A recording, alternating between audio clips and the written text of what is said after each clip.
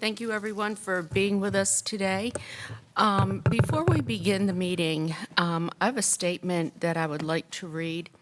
I would like to first off thank Councilmember Patton for working with me on this and also working with members of our council. It really has been a collaborative effort, and I just want to say thanks to all of you for that. So here's the statement. We want to take this opportunity to address the concerns we have heard from Raleigh residents regarding the tragic events of October 7th, 2023, and the resulting conflict between Israel and Hamas in Gaza. We of Raleigh City Council members acknowledge the impact of global conflicts on our community. The City of Raleigh recognizes the pain of its residents who have been directly impacted from the horrific events of October 7th and those who have lost loved ones in the conflict. Over the last few months, many people from our community have joined council meetings, some asking us to call for a ceasefire and others asking us not to weigh in on international matters. We appreciate every member of our community who has shared their voice with us through email and in person. While we do not have a consensus among our community, we also do not have a consensus among our council. With this in mind, the Raleigh City Council will not be issuing a resolution on this matter. Most importantly, our thoughts are with those within and outside of Raleigh who have been directly impacted by this conflict.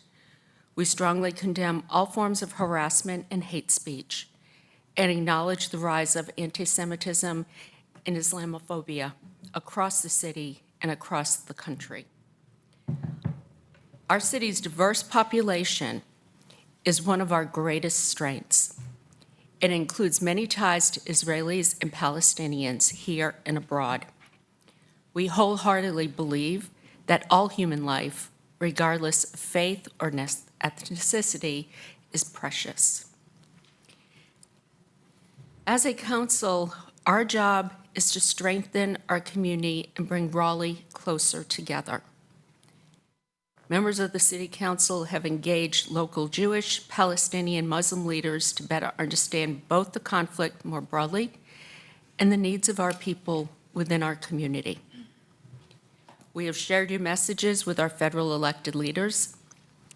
The importance of protecting civilian lives and supporting humanitarian relief is not lost on us. Neither is the need for safety and peace. Yes, our community is conflicted, but our values are evident.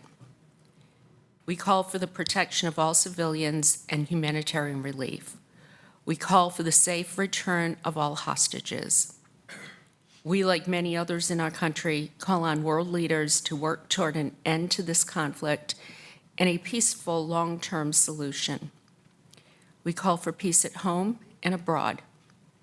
And we will continue to embody the principles of thinking globally while acting locally. Thank you.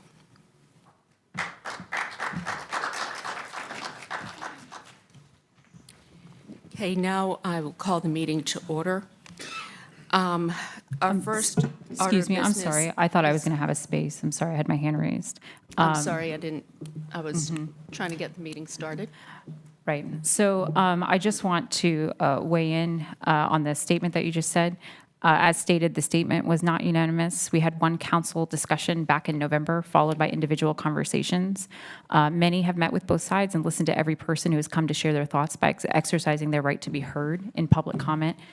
And I want to thank, just like the statement does, I want to thank everyone for showing up. I am disappointed this will not come to a vote because I think that is what the community wanted. They showed up at every opportunity, and the best we could do is come up with a statement of neutrality. But I do hope that our community can begin to heal, even though this was not a unanimous discussion or decision. Thank you.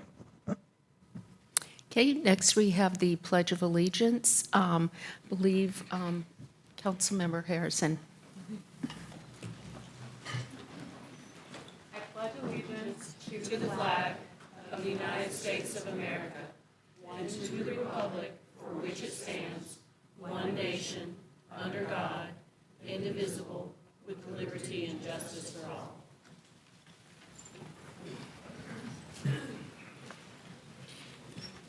Next, we have consent agenda.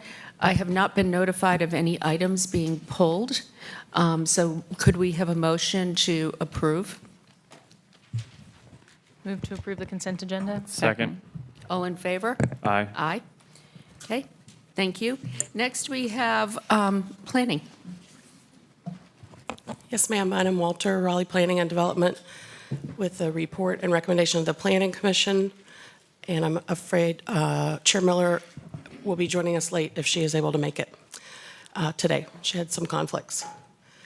So as a reminder of upcoming holidays between now and the end of March, President's Day is the 19th, and Ramadan begins March 18th and runs through April 8th. We have a couple of upcoming public hearings already scheduled. There's one item for the February 20 meeting. That's a rezoning for a portion of Old Buffalo Road.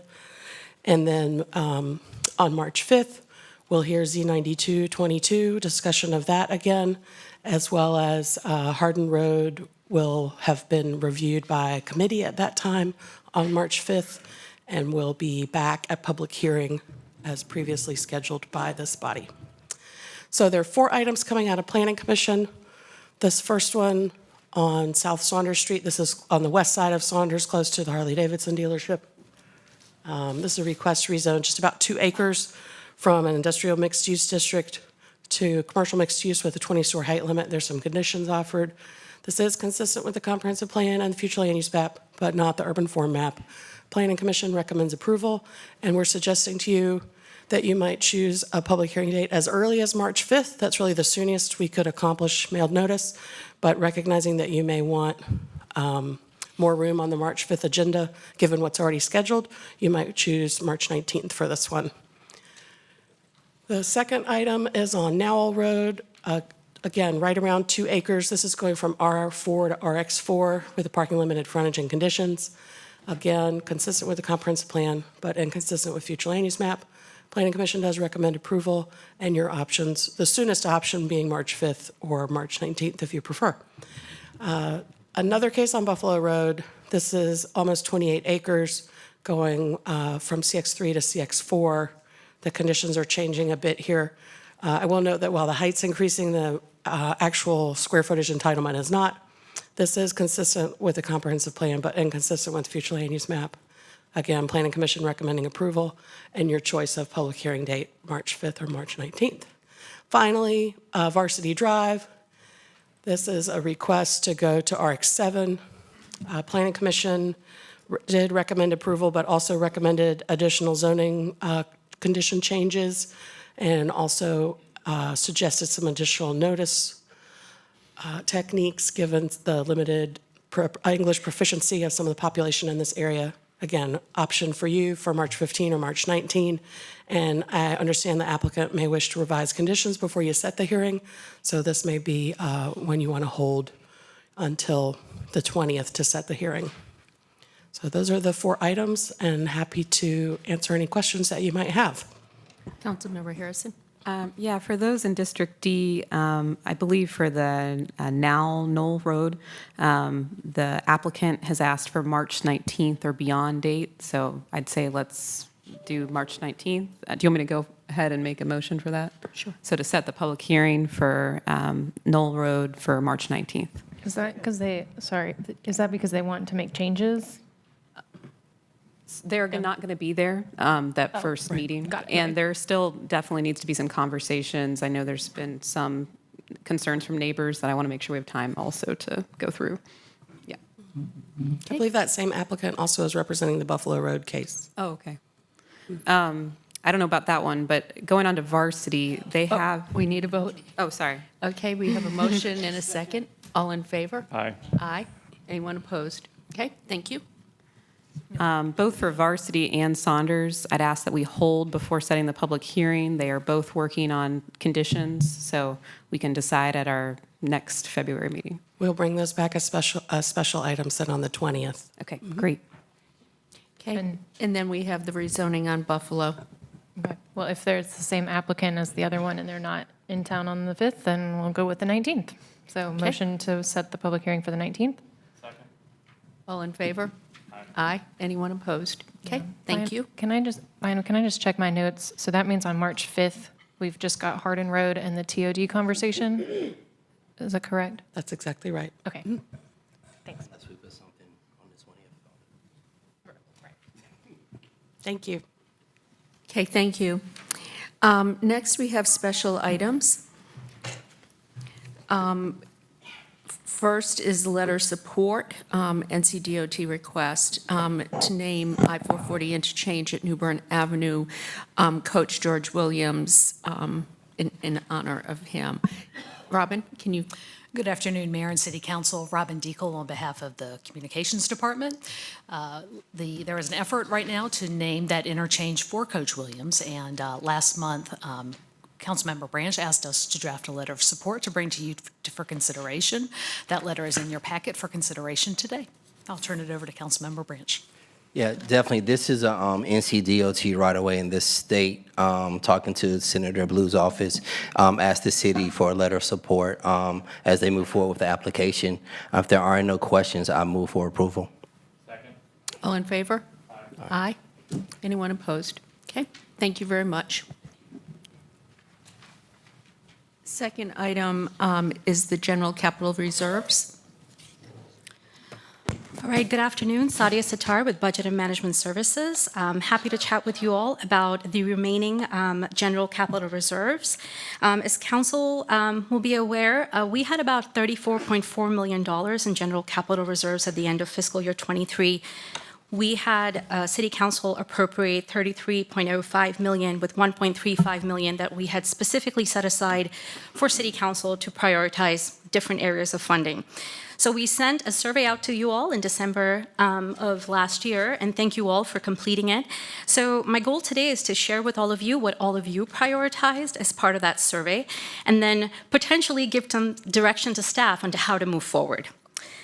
So as a reminder to those watching, what are general capital reserves? Well, when we close out a fiscal year, any funding that we have left over in excess of revenues and in excess of our fund balance threshold, that being 17%, goes towards general capital reserves. City Council can choose to keep it in reserve, or you can choose to spend it.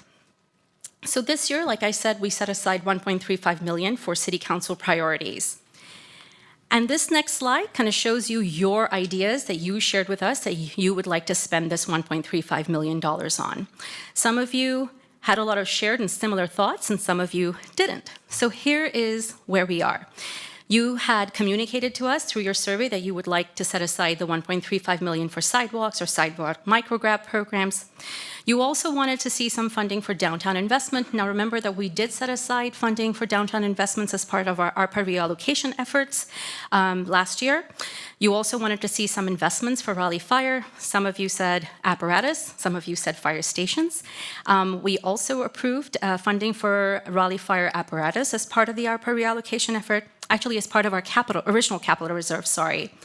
Then you also wanted to see funding go through homeless outreach programming, whether it means working with Wake County on shelters or otherwise. And then also prioritizing some underfunded housing opportunities, such as rent vouchers and help with eviction. And then you also wanted to see this funding perhaps go towards bus stop improvements around the city of Raleigh, go towards employee pay. There was some prioritization of a gun violence interceptor program, as well as putting the funds towards our grant program funding and other programming such as youth intervention efforts. So I've got on this slide listed whether this funding would be one-time or ongoing. As you can imagine, some of these big-ticket items are one-time, but then a lot of these, as you can see, are ongoing efforts.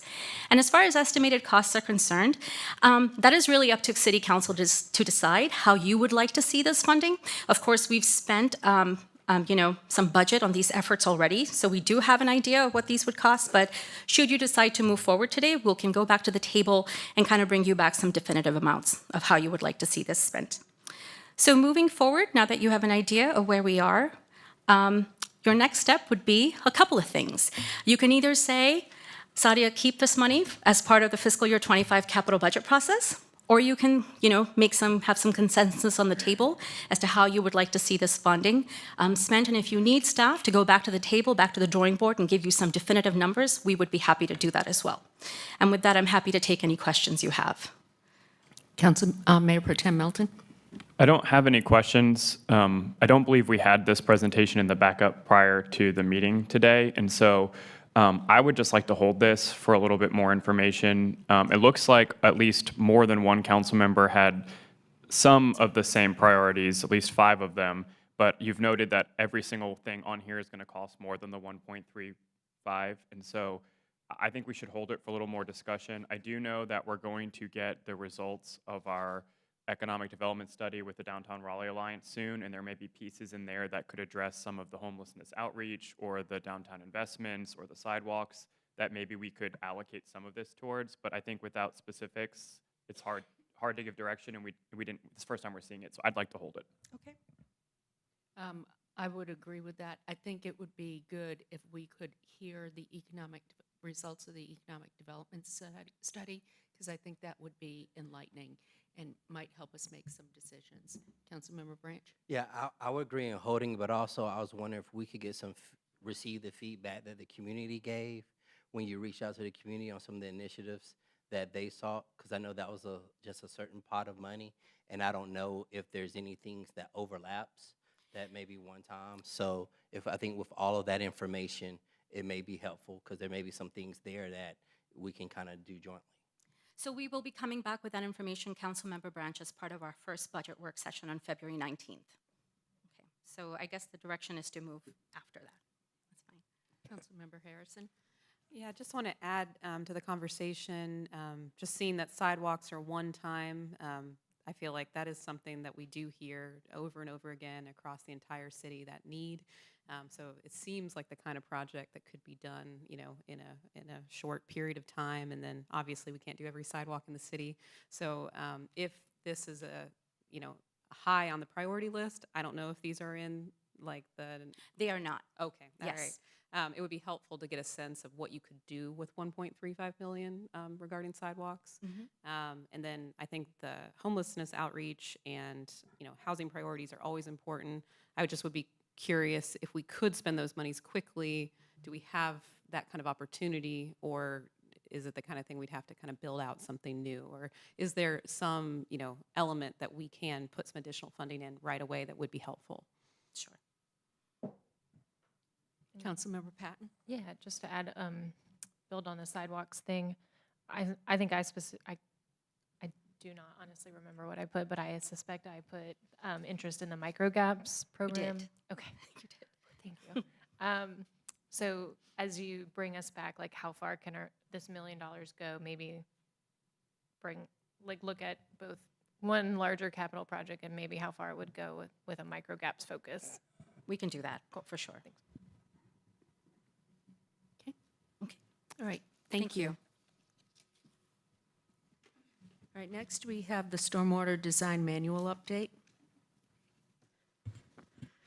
Good afternoon. My name is Sally Hoyt. I'm representing Engineering Services Stormwater.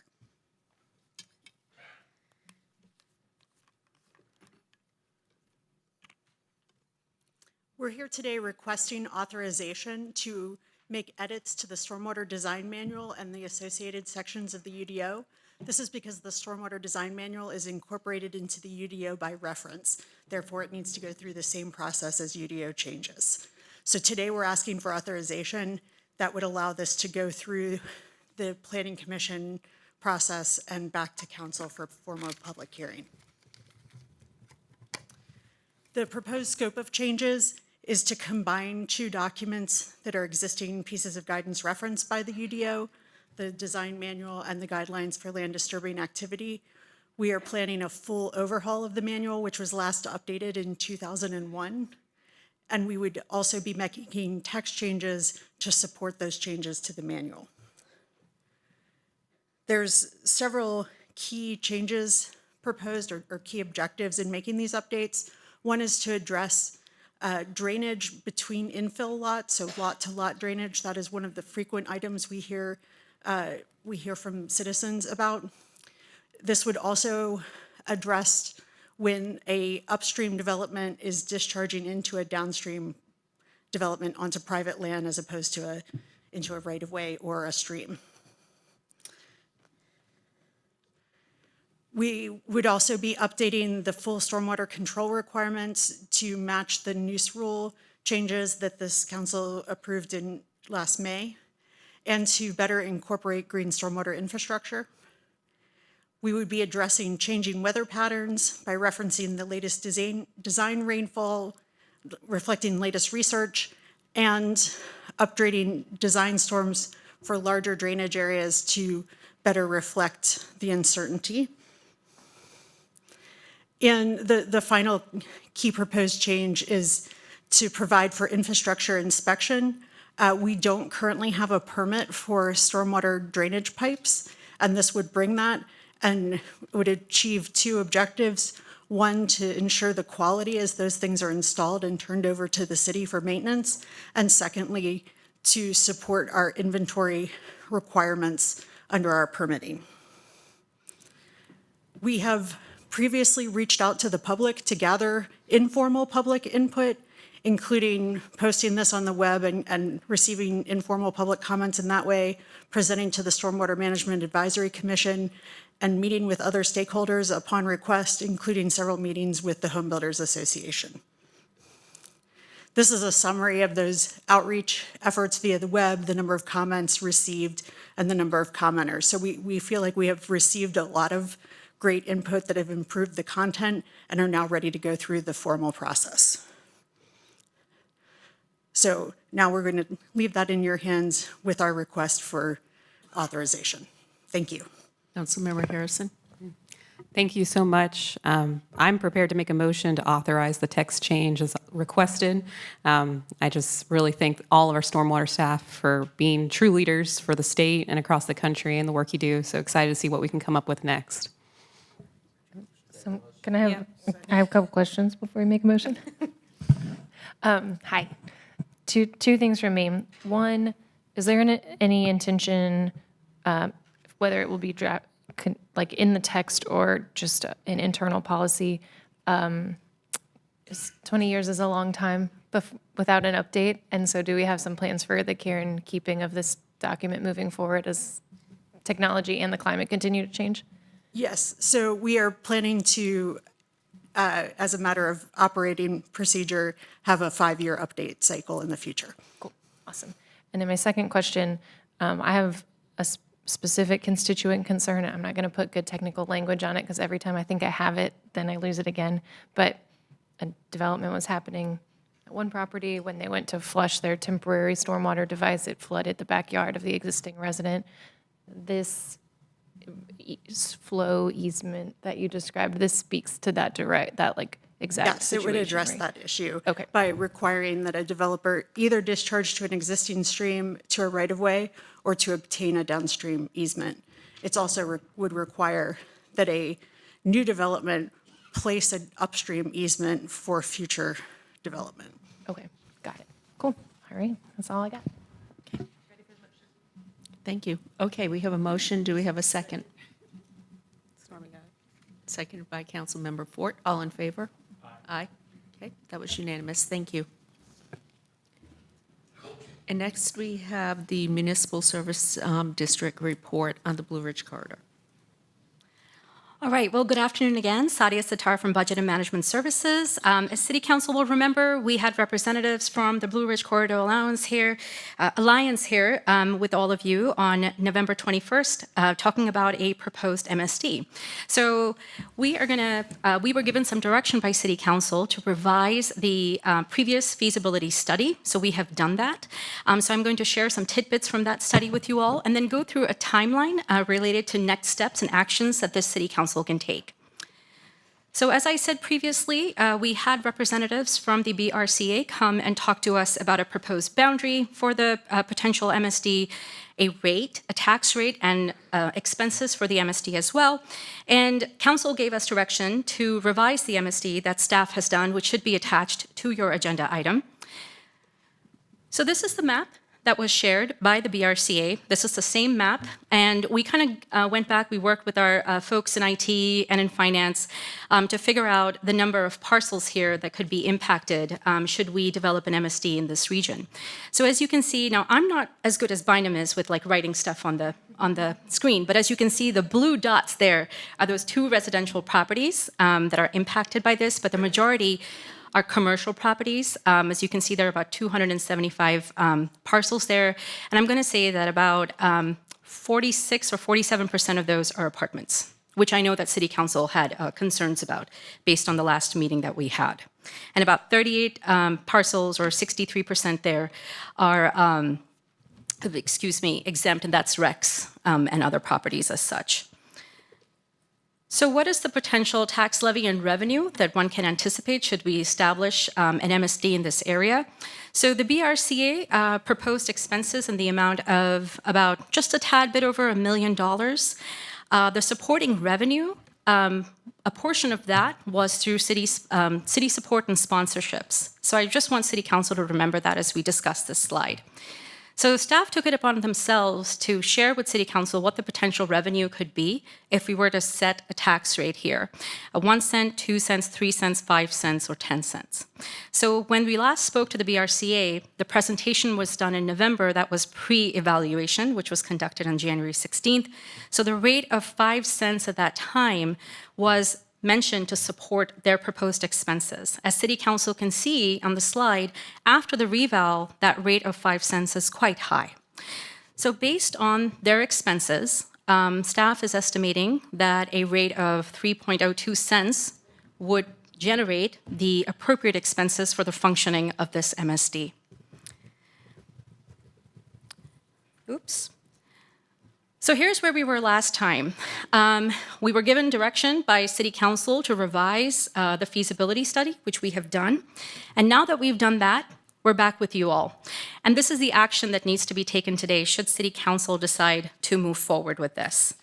So we have, and this is something that we've shared with you all in the past, we've got some dates listed here, a range of dates, which is the earliest or the latest that you can take some action.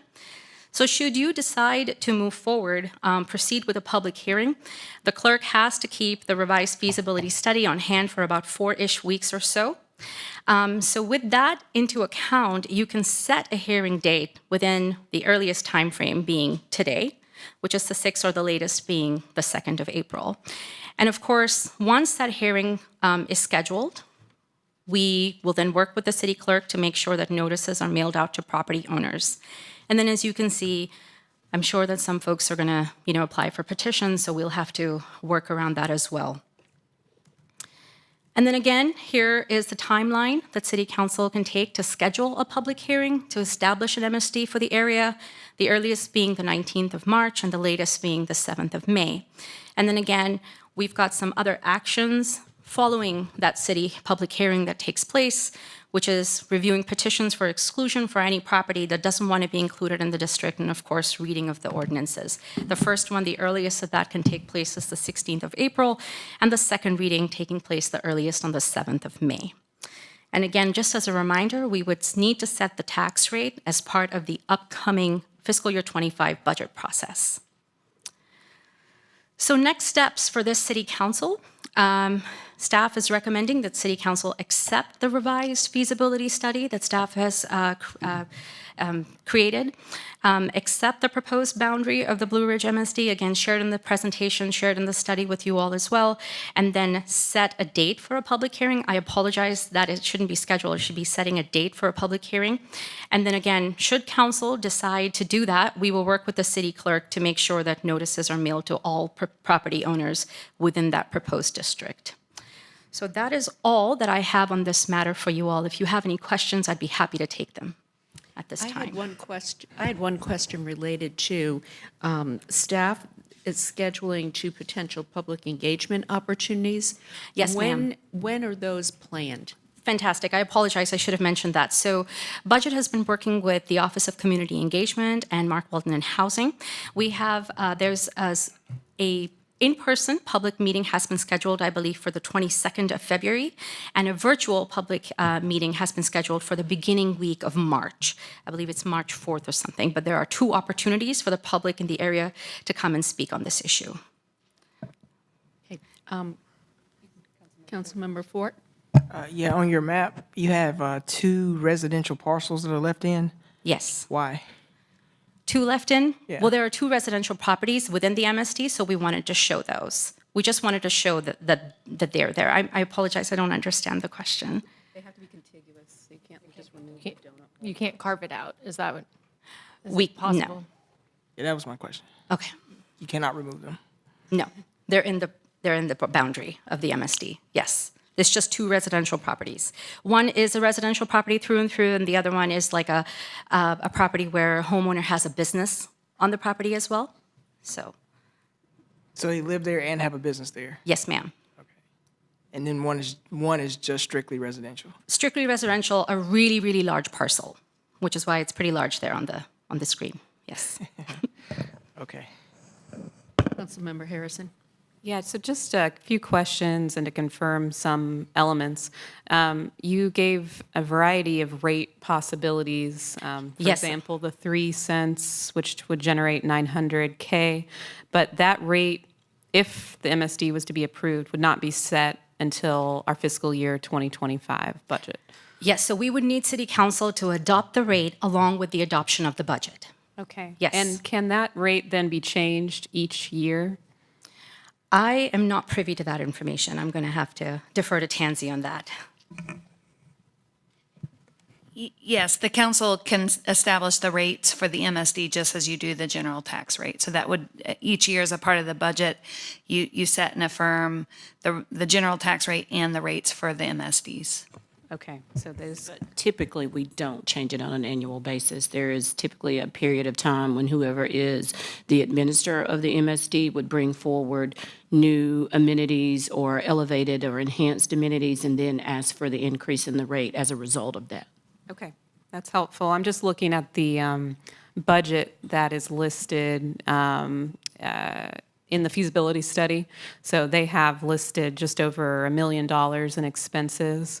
And I do want to note that I think both the clean environment and the business investments are something that I can see being very valuable for the area. But the element that perhaps is not at least as important that I'm aware of is around safety. I think safety is an issue that we hear about the needs, in other parts of the city, but I really don't hear that concern in West Raleigh. So I just want to note that there is a certain amount of money right now thought to go for safety issues that perhaps is not at least as relevant as the other items. So I think the $900K would certainly cover all of the needed things that I see here in the budget. I just want to mention that. Also curious, let's see, with those public engagement efforts, we have heard from a number of renters who are concerned, about their being part of this. And so are they going to be invited explicitly to those events? So I don't see community engagement here, but I am assuming yes, that they would be engaged in that effort, because I understand, based on our last conversation, you all had concerns about engagement around the property and, the concern of so many renters being in the area. Okay. We have somebody coming up from community engagement. Hey everyone, Nadia Moretta, nice to see you guys. I'm with the Office of Community Engagement. So one correction I want to make is the first listening session will actually be the 27th. Yes, at the fairgrounds from 6 to 7 p.m., 7:30 p.m. And we are working with communications to target folks on next door. That's going to be one of the strategies we use. So it'll be that specific area so that they can be invited. We'll do a social media outreach as well as put it on our website. Okay. Yeah, I really want to ensure that any folks that have concerns have an opportunity to have a conversation. My understanding was that the cost for the average rental unit, would be about $100 per year with this assessment. But I realized that with our reassessment of home residential values, commercial, values, it's going to be a little higher than that. And so I just want people to really understand the costs and then also the benefits, and to weigh in on what they want to see this MSD do, because the MSD has a lot of flexibility in how those funds are spent. So that's, I think, just something I really want to emphasize. Thank you. Noted. Okay, thank you. Councilmember Jones? Thank you. Why are the apartment complexes put into the commercial category instead of residential? I think you said that it accounts for over about 40% of the commercial units that are listed. So when the city, when we look at properties that are commercial properties, apartment buildings fall into that, just like banks do, just like motels do, just like salons do. Apartments are as part of our, however the Wake County assessor looks at those buildings, those are identified as commercial properties, not as residential properties. Understood. Thank you so much. And then just wanted to bump up the note about the fact that we've received over, I would say, between 50 and 60 emails. So the targeted, I understand that we're doing a lot of outreach on great, the website's great, I love all of that, but we have directly received those emails, so I want to make sure that they are included, that we are directly communicating with them as well. And I'd be more than happy to, if you can send me those information, the dates and everything, then I can also help blast that out if needed. Absolutely. Thank you. Councilmember Patton? Yeah. So it sounds like the latest that we can take action on this step 6 of the 12, is April 2nd. Yes. So you have to schedule a hearing by that date. And I apologize, I didn't mean to cut you off. No, that's okay. Okay. So for me, I feel like there's more information that I need before I would feel comfortable moving on to the next step. A couple of things I think I would need is, if you go back to the slide with the map, I would like, if it's possible, to break out the commercial that is apartments. I understand why they're classified the way they are here, but I'd like to really break it out and kind of see this exact slide again, but with maybe the apartments in a different color and their own line on the chart, just so we can be fully informed when we make this decision. So that's one thing. And then perhaps less for you and more for the Blue Ridge Corridor Alliance out there. I'm still not 100% sure I'm clear on what the services are, and I realize there's a bit of a chicken and an egg, we can't tell you exactly how we're going to spend it until you tell us if we're going to have the money. But I'm feeling like I need a little bit more certainty, and specifically a concern that I've been reckoning with as I've prepared for this meeting is that this is a really large geographic area, and some of the things that are being proposed are things like placemaking, like flutter flags, landscaping, planters, and there's so much institutional area here that I guess I'm worried we could get in a situation where we're putting flutter flags outside of PNC Arena and North Carolina Museum of Art, who aren't, we're creating benefit for the institutions paid for on the backs of the other properties who maybe aren't deriving the direct benefit. And so I'd like to understand a little bit more where these placemaking efforts are going to be. And I think I just need a little bit more certainty. So I see you back there now. I spotted Blue Ridge Corridor Alliance in the back. Sorry, I hadn't seen you before. Any other questions? Okay, well, we still have the issue then of setting a public hearing date. Is there any consensus on that? Would it be, since we don't have to set the public hearing date, we have until April 2nd to set the date, so we could see this back sometime in March with some of those revisions and then set the date when we have more information? Would that work? I think that works. Councilmember Harrison? Does that work in terms of notices, just in terms of timeline? Let me go back to the timeline. I think we should be good. Okay. Yes. And I also wanted to, I guess, just make sure in the community engagement forums, will there be an opportunity for residents to say, this is what I want to spend the money on, like a very clear, like facilitated kind of opportunity to provide that feedback versus like a presentation and then, Q&A? I'm going to defer back to Nadia if she's still here to talk about the engagement piece since she's the subject matter expert here. Thank you.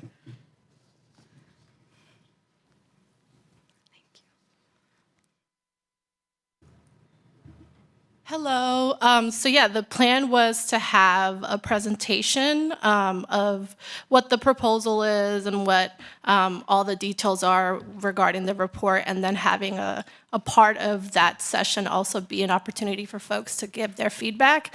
One thing I will say is that there is going to be an associated survey to this, and in the survey they can actually prioritize the different additional services that they would like, if that makes sense. Yes, that's very helpful. Okay. And I did want to note to Councilmember Patton's question around where are the apartment buildings. I also would like to see that map. I believe there's 22 buildings, and they're clustered in 3 different areas. And I've also spoken with some of the Blue Ridge Corridor Alliance about getting some understanding of the rental rates of those different apartment buildings and understanding, who's going to be impacted, kind of what income levels.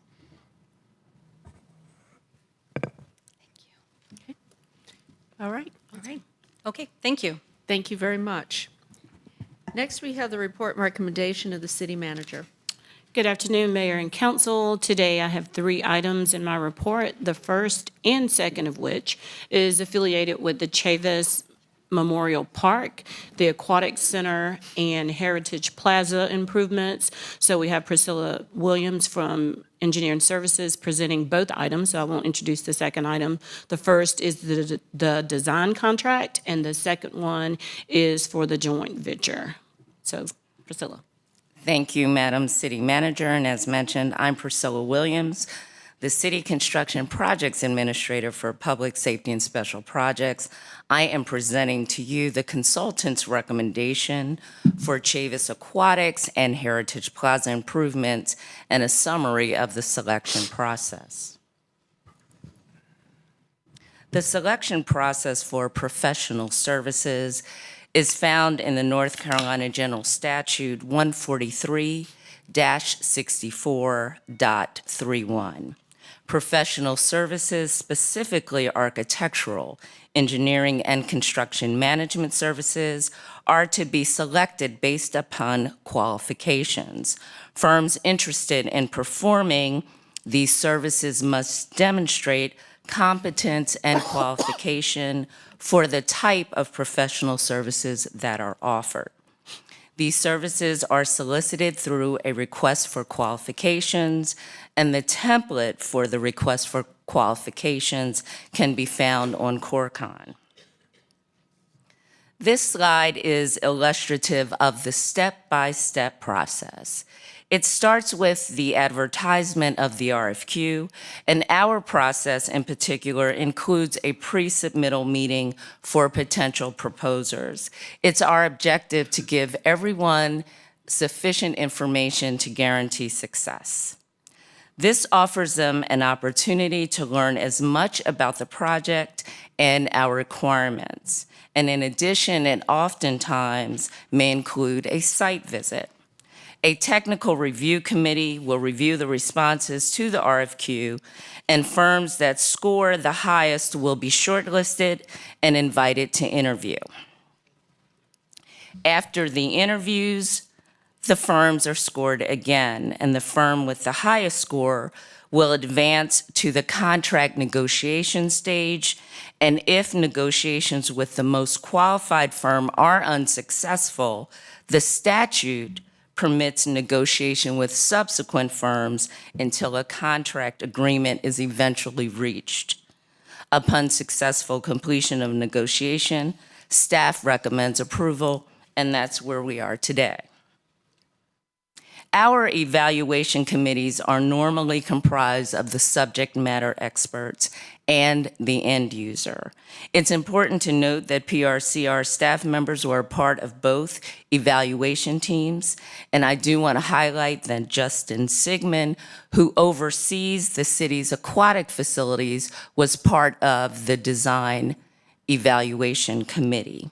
His input and expertise were critical in selecting the design firm. These are the criteria for designer RFQs. Experience in programming and conceptual design, including community engagement and presentations. Experience in architectural design, aquatics design, sustainable design features, and historical preservation and design compliance. And experience in the CMAR delivery method. Staff recommends the team of Evoke Studio Architecture and HDR. Evoke is a hub firm based in Durham with extensive experience with similar projects. In fact, 5 of the six consultants, which translates to 83%, on this team are certified hub firms. Evoke has experience with projects of similar scale, engagement and program types, specifically the Martin Luther King Jr. Recreation and Aquatic Center in Georgia, Emancipation Park in Texas, Windsor Chavis Community Center in Nacho Park in North Carolina, and Delbrook Community Recreation Center in Canada. The firm has experience with strategic communications and public engagement. It has a proven experience with sustainable design and achieving LEED certification and strong construction administration capabilities. Construction management at risk is an alternate delivery method that's authorized under General Statute 143-128.1A1. This method guarantees construction of the design project for a guaranteed maximum price. It is utilized for projects that have particular complexities and complications. An aquatics facility is just that type, especially with its mechanical and plumbing systems. This method selects both the designer and the CMAR through a qualifications-based process. These firms work together to address constructability and biddability challenges and to monitor cost and industry trends. This early collaboration helps to mitigate conflicts in both the design and construction that could be experienced later on. The city has benefited from CMAR delivery, and among the successful projects where it's been utilized would be Raleigh Union Station and Fire Station 22.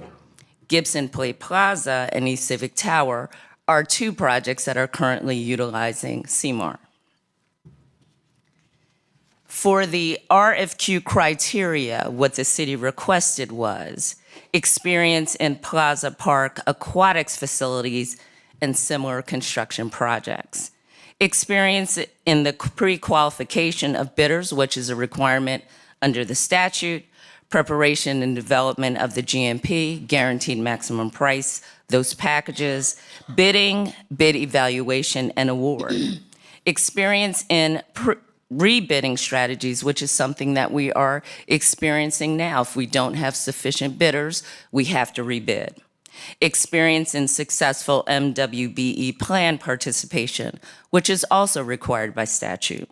And strong experience in pre-construction and cost mitigation strategies. The recommended CMAR team is the joint venture of Barnhill Contracting Company and Holt Brothers Construction. The CMAR was selected because 80% of its work is construction manager at risk. It has experience in indoor and outdoor pools, specifically Southeast Raleigh YMCA, Pool Family YMCA, Rocky Mount YMCA, and Wilson Family YMCA. This team comes with critical lessons learned on aquatic projects, dealing with HVAC, acoustics, building envelope materials, and construction sequencing. Its approach to cost estimation and cost control, experience in the resolution of challenges and delays, and the utilization of modeling and management tools.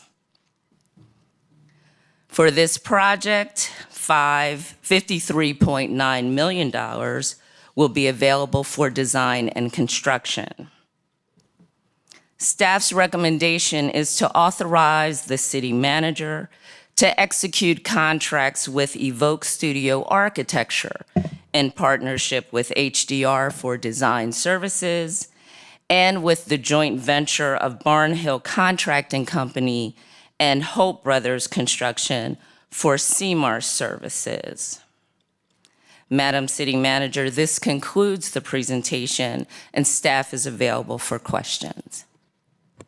Okay, thank you. Do we have any questions of Priscilla or the team? Excuse me. First of all, I just want to thank you and your team for your work. I know there's been a lot of questions and emails we receive over a series of months. And I just want to thank all those who applied to be part of this project. This is a once in a lifetime type of project for, I think, the Chavis community. I remember growing up and swimming in the pool that used to be there, then it went away, and then there was a real small, I want to say the whole thing was probably like a kid pool, size-wise. And we've been without this resource in the community for so long. So I want to thank previous council and current council to getting us to this, but also I want to thank the voters because this funding comes from the parks bond. That's where the money comes from this as we move forward. So those are all of my comments. In the appropriate time, I would like to make a motion for approval of the recommendation.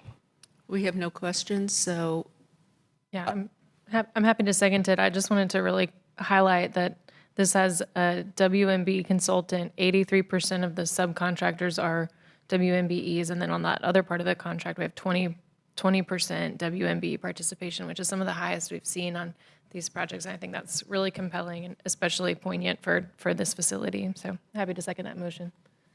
okay, all in favor? Aye. Anyone opposed? Okay, thank you. And the last item on my report today is another affordable housing opportunity. Once again, we're continuing with that trend in 2024. So we have CJ Valenzuela from Housing and Neighborhoods to present this item. City Manager, City Council Member CJ Valenzuela and Housing and Neighborhoods to discuss the item before us is the Cottages of Idlewild Affordable Housing Project. And this is in regard to an option to purchase real estate and gap funding recommendation. I'll be briefly discussing the background about this project, covering the staff recommendation, and then the Raleigh Area Land Trust has a few representatives, just a few slides to talk about the project and be available to answer any questions. A little bit of background about the project. This is going to be 100% affordable housing development over 3 city-owned parcels located at 301 Idlewild Avenue, 907 and 913 East Lane Street. So combined, we're looking at about 1.17 acres. The current estimated land value of those parcels is $1.8 million, and the proposed sales price to the Raleigh Area Land Trust is $1, which represents our city subsidy into the project. The Raleigh Area Land Trust, we've already gone through a competitive RFP process. They've received a prior RFP award. And the reason why we're bringing this item back is because there's a new gap funding request to both Wake County and the city of Raleigh. If you look under the revised proposal column, There's a pro rata share. The city is not being asked to cover the entire gap that's remaining in the project. If you look at the very bottom of the slide, there's a double asterisk. So the $1,470,000 is a total remaining gap that's left for this project. Wake County is taking an item before their Board of Commissioners on March 5th to support that gap at $770,000 or 52% of that gap. And what the city's ask is 48% of the gap or $700,000. So that's the dollar amount before us in the revised proposal. Couple other key changes with the revised proposal versus the original RFP proposal is there's now an additional unit for a first-time home buyer. There'll now be 14 units for first-time home buyers. The affordability package that the Raleigh Area Land Trust is proposing is the deepest affordability that I as staff have seen on an ownership portion of the project. These are maximum income set-aside limits at 50% AMI and 60% AMI, which is extremely deep affordability through a community land trust model. So someone could come in 42% AMI, for example, or below those. That's the ceiling, not the floor, and still qualify for one of these units. The other important change is on the rental units. Significantly deeper affordability. We're now going to get a 30% AMI unit, two 60% AMI units, and just one 80% AMI unit. And if you look at the original proposal, they were all set aside at 80%. So that's also an important factor. So staff supports the revised proposal. The revised proposal, when we look at affordability impact, this really hits some key affordable housing priorities. If you take a look at the unit mix, the column that says number of units, and then the area median income percentages, we're now going to get one unit at that 30% AMI or extremely low income for a rental. 7 units set aside at 50% and 9 units set aside at 60% AMI with just 1 unit at 80% AMI. So much deeper affordability with this proposal. 17 out of the 18 units are no greater than 60% AMI. So we got those check boxes to the right. We know council priorities are deeper affordability, and the longevity of the legally binding affordability period is going to be a minimum of 99 years, both for the ownership units and for the rental units. With that said, the staff recommendation is to authorize an option to purchase real estate. That is the instrument or the document that will be utilized, should council approve this action, to provide RALT with site control so they can continue to move this project forward, and that will give them an opportunity to satisfy environmental conditions, secure the rest of the funding commitments for the project. We're looking at about an $8.2, $8.3 million project, so RALT still needs to be able to secure their first lender, and they can only go so far without site control. So this is an opportunity to get some traction to move this project forward. Staff recommendation is also to authorize that pro rata share, the city's $700,000 conditional gap funding loan commitment. And as I mentioned, Wake County is taking their item before their Board of Commissioners on March 5th for the $770,000 funding recommendation. And last but not least is to approve the budget amendments and transfers. With that said, I'll turn it over to the Raleigh Area Land Trust representatives. They have a few slides to discuss the project and also be available to answer any questions. Thanks, CJ. Good to see everybody. It's been a while since we've been in front of you all. But I'd like to thank the council for getting us to this point. I also want to recognize a few city staff that have gotten us the last 6 months over hurdles to get to where we are. Pat Young, I'll give him credit for helping us move this a little bit. And then from the Housing and Neighborhoods, CJ and Erica, who's I think currently still on maternity leave, have been fantastic. So I just wanted to give them credit that the last 6 months has really been fruitful for us. I also want to recognize, before I start, I'm Rhett Fussell. I was the previous interim director of the Raleigh Area Land Trust, and most of you probably knew that. However, we have a full-time director now. I want to point out Kevin Campbell in the back of the room. He is now the full-time permanent director, which is outstanding. He was previous director of Habitat for Humanity for 10 plus years. And so I will be remaining on as a consultant as a part of the Land Trust. I also want to recognize our partners here, RRD, so Lavelle, who you'll hear from in a second, CJ and Terrell, who are also in the front row, as well as our board member, Dr. Rashida Monroe, who will be talking here in a second. So with all that, we wanted to give you, whoops, wrong way.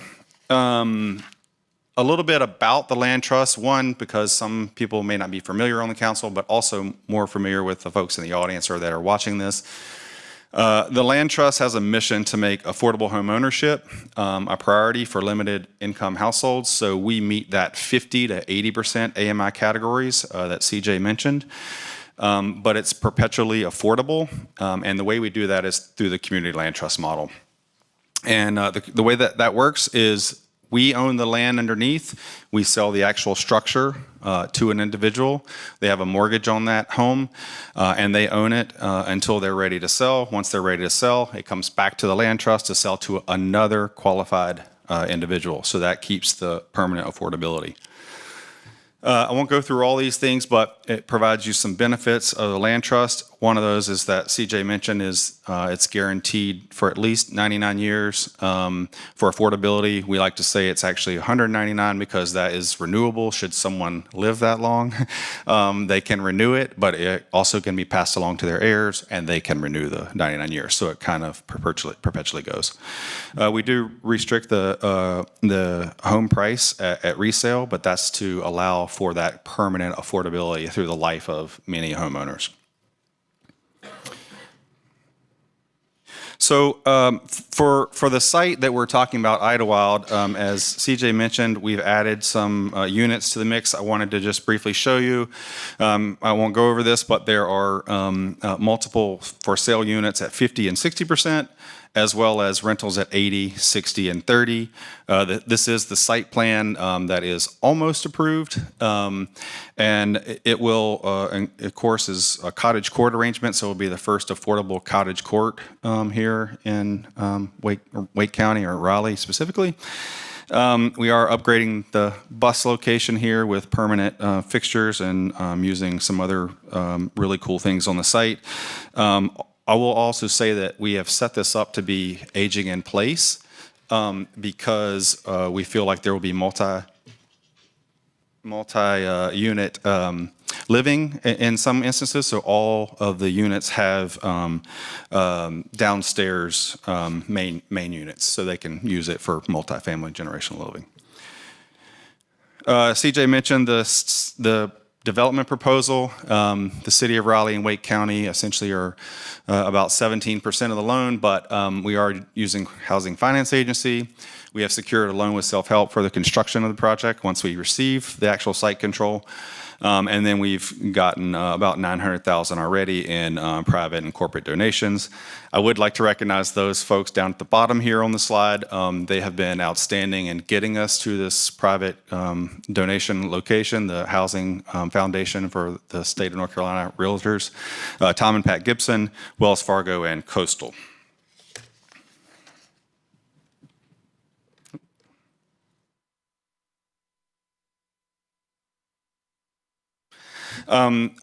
Staff wanted us to provide some, at least a summary of the rental units versus the for sale and what those costs might be per rentals.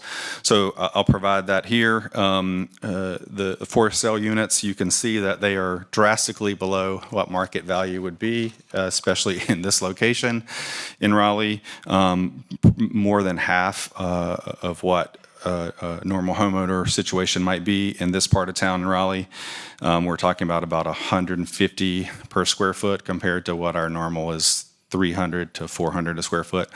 So you can see that it's making a huge impact throughout the community. So with that, I will turn it over to Dr. Monroe to talk about the project benefits to the city, and then Lavelle will come up and give you some personal perspective. Thank you, Rhett.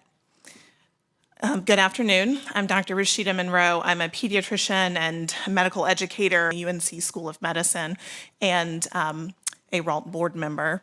So some of the benefits, as we've mentioned, these units are 100% affordable, ownership and rental units, and perpetually, so for 99 plus years.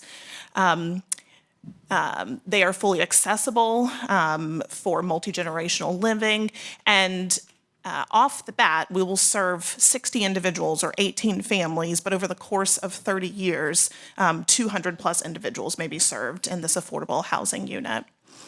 As an educator, health equity educator, I talk to my medical students about some of the history of the community in which we live and serve in Southeast Raleigh.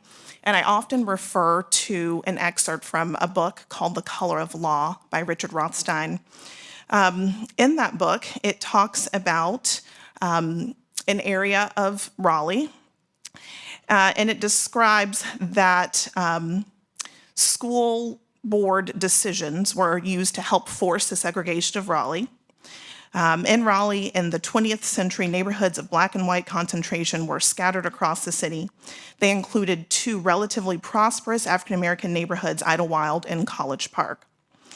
They sat on the city's northeast side. These middle-class communities of owner-occupied single-family homes no longer exist because in the 1920s, the school board decided to transfer all schools for black students to the far southeast section of the city, where planners hoped to isolate Raleigh's African-American residents. Making matters worse, when the school board provided Idlewild and College Park's middle-class residents with a new school, it put the campus between the city dump and a rock quarry filled with stagnant water. At the same time, it established the newest and most well-developed schools for white students in the far northwestern neighborhoods. So I think it's really important as we think about the opportunity that we have, that we reflect on some of the policies, procedures, and decisions that were used to shape Southeast Raleigh. And as I remind my students, though none of us are responsible for our past, we are all collectively responsible for our future. And I will turn it over to Mr. Lavelle Moten.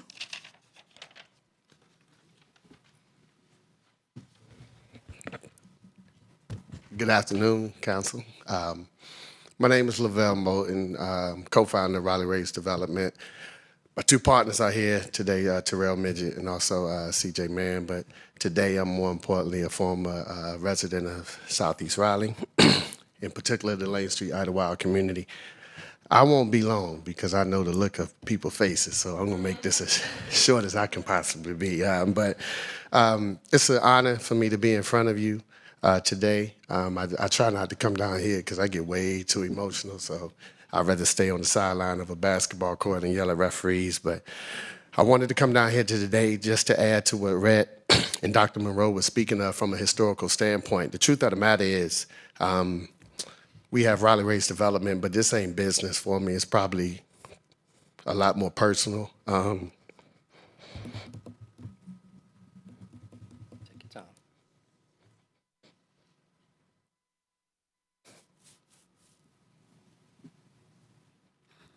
I don't know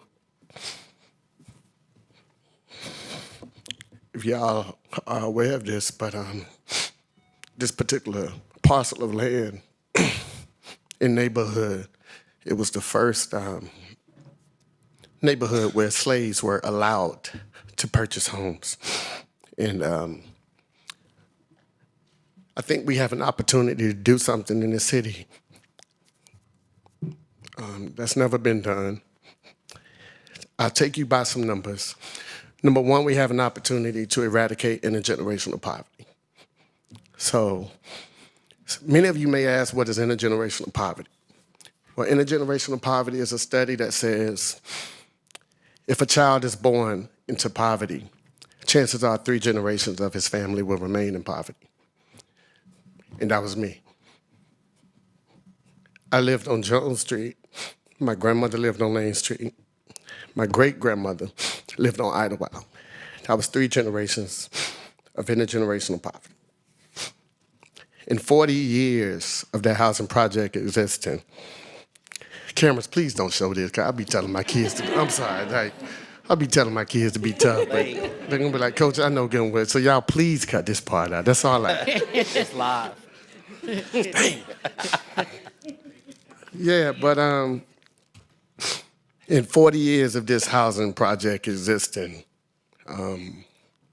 only 6 kids went to college, and 2 was from under my mother's roof. The other became a lawyer, and the other 3 had to shoot a basketball better than everyone in the state. Needless to say, home ownership is super important. In the 60s, 63, I believe, when King marched on Washington, the premise of that march was for jobs, justice, and home ownership. If we were to march in 2024, the premise of that march would still be jobs, justice, and home ownership. I've been fortunate to be the product of my grandmother's prayers and move on. And before I came here, the cameras was asking, hey, why do you do so much? And it's very simple, because so much was done for me. And it's not only a moral obligation, but it's a social responsibility for me to come here and act on behalf of other people who were in similar situations that couldn't shoot a basketball as well as me. But they helped support me. They made me fish sandwiches to sponsor my AAU trips. So I owe them this. And together, I think we can make history. I don't mean to be so emotional. I promise I'll never come back down here after this. I'm going to ask y'all for this money. Then after this, I'm never coming back. I promise. But I think what we can do together is a novelty, it's an anomaly, it's something that's never been done before. What I've realized is that park across the street that now bears my name, the most important thing about that park is that my mother's name is on that bench and my grandmother's name is on that bench, because they upheld this community when no one cared about it. When it was filled with drugs, it was destitute, and we were labeled outcasts and misfits and have-nots. I couldn't get a microphone, no one would listen to us and our problems, and we just had to kind of figure it out. And my friends and I would always go to the park across the street that now bears my name, and we fell in love with this game called Monopoly. And we would just play it and play it and play it. And when someone turned their head, we would steal their money. But we just constantly played the game. And what I realize now as an adult is Monopoly wasn't just a board game, it's a way of life. The premise of that game was to go around that board and acquire land and develop that land and hope someone landed on your land so you can create generational wealth for yourself and take it back home.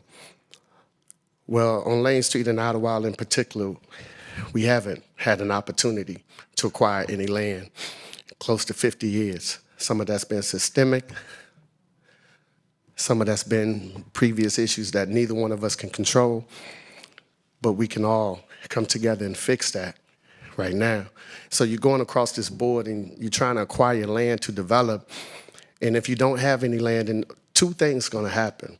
Either you're going to run out of money, or you got to get out of the game. And this project is something that's going to be beneficial to us, because our forefathers, George Washington, said home ownership is the most fundamental aspect of wealth in this country. And for so many years, we've been deprived of that. And I'm up here to ask for your help, ask for your assistance in doing that. Right now, it'll change 18 people's lives, but hopefully that 18 can multiply throughout the years, and we can look back at this event and applaud ourselves, because we are the capital city and we need to do capital things. I thank you so much. I'm getting out of here. I appreciate you guys. All right.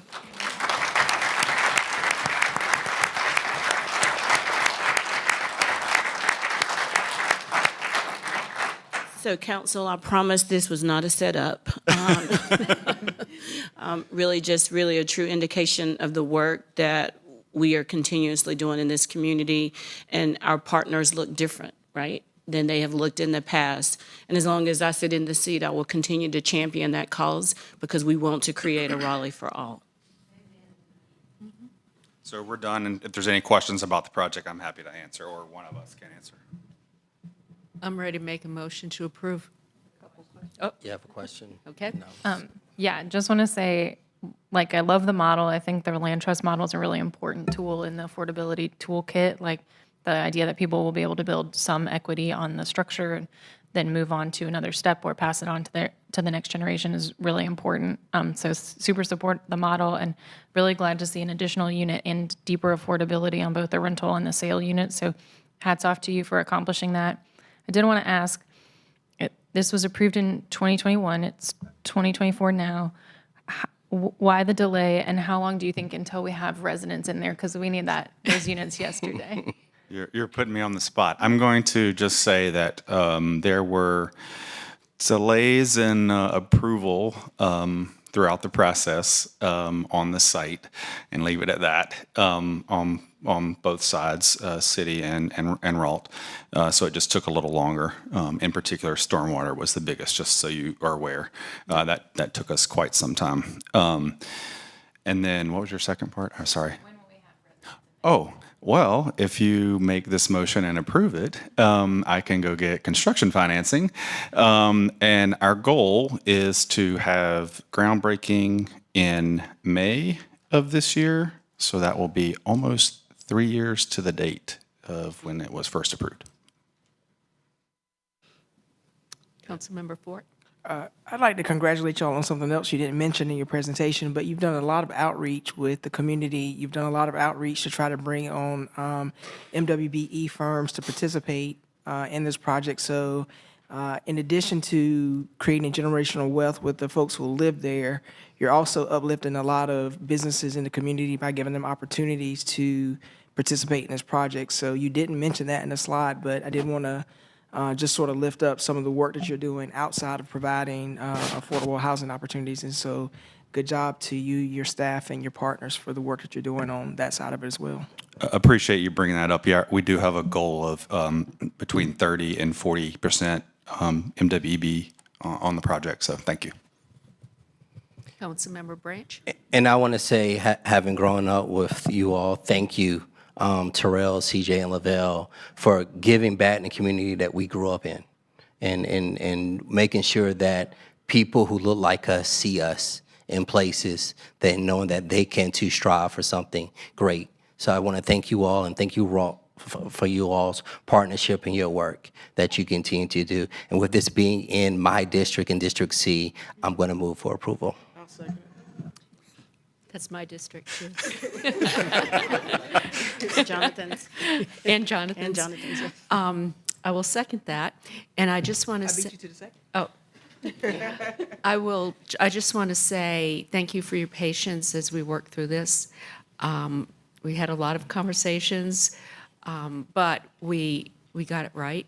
And I just want to say, Coach, too, you're not allowed back here, because that was like trying not to cry the whole time.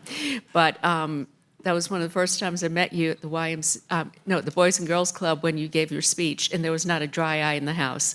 So, yeah, so thank you. With that, let's vote. All in favor? Aye. Okay, that was unanimous, and we wish you the best. Go get your loan. Let's do it. Thanks, y'all. Thank you. Awesome. And with that note, I will conclude my report today.